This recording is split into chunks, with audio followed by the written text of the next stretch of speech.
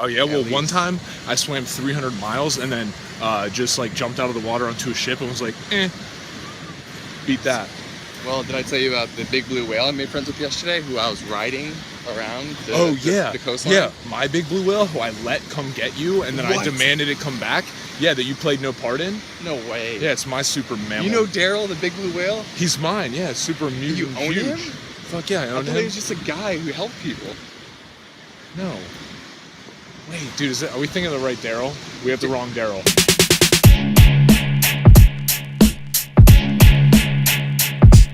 What is going on, Zen Dude Nation? Today, we are going to be learning and going over again the fundamentals of how to jump rope, because you need to get these skills down before we start doing some of the more advanced stuff. So, you can't run if you can't walk.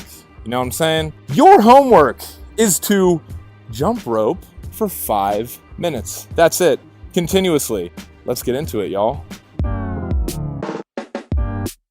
All right, dudes and dudettes. So to start off, guys, we're going to start with sizing your rope. Now, it's super important to have the right jump rope cable length. And as you can see here, you can measure that by stepping in the middle of the rope and pulling the handles up to your nipple or chest area. And as you can see, the rope handle should be right underneath my armpit. So as you can see here again, now the recommended size for your rope, guys, if you are 5'10" or taller, your rope cable, excluding the handles, should be 3 feet taller than your height. So I'm 6'3", so therefore my rope cable is 9'3", not including the handles. If you're below 5'10", just add 2 feet 10 inches to that, and that's the length of the rope cable that you should have. See, again, pulling it up into underneath my armpit. It's super important to have the right rope length, because you have the right combination of tightness and ability to spin that rope. Now, holding the rope, guys, before we go all out and start showing you how to jump, you're going to need to know how to hold the rope. Now, notice here my body is in perfect symmetry. My wrists are jutting out to the sides of my hips directly, and jump rope is all about doing less. There is not a lot of movement involved, as you'll see here in a sec. But in terms of holding the rope, you don't want to be too high up. You don't want to have your wrist down too far, because you want to spin the rope so that it clears your head with the same amount of inches or centimeters that it clears your feet. So you want to be right in the middle of that spin. Always have your knees bent, guys. I cannot stress that enough. You don't want to be, having your knees locked, because that will definitely mess them up. You don't want to be having them, too low, because that would be a really hard way to jump rope.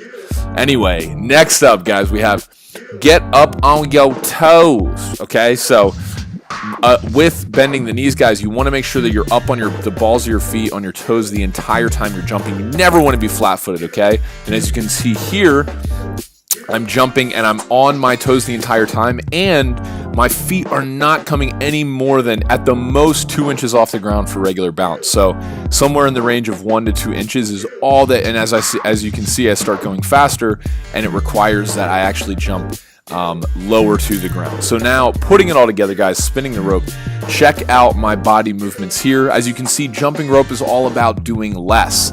The only thing that's working here, guys, you'll see in a sec, my wrists. My wrists are controlling everything. I cannot stress that enough. Some people jump too high and do almost like a butt kick, and you really want to focus more on your wrists, and the feet will follow, I promise. So check out here the wrists. Notice how I'm spinning the rope with just using my wrists, and my shoulders and everything above my elbows has no movement, as you can see here from the side. Look at that, perfect. Up on the toes, knees bent. I'm swinging the rope. Everything is controlled by my wrists, and I'm making sure that everything is staying nice and tight. So go ahead, guys. Trust me, I was not, and Brandon was not that good when we first started, and that's totally fine. I know I say this in every video, but it just takes some practice. So next, what I want to talk to you guys about is how can you just start doing this? What I'd recommend is that you guys start practicing 3 to 5 minutes a day to just get the fundamentals down of this regular bounce, because this, from here, if you can spin the rope fast, you can not only get an awesome body, but you can do more tricks and make it challenging. See you guys on the next Zen Dude Fitness tutorial.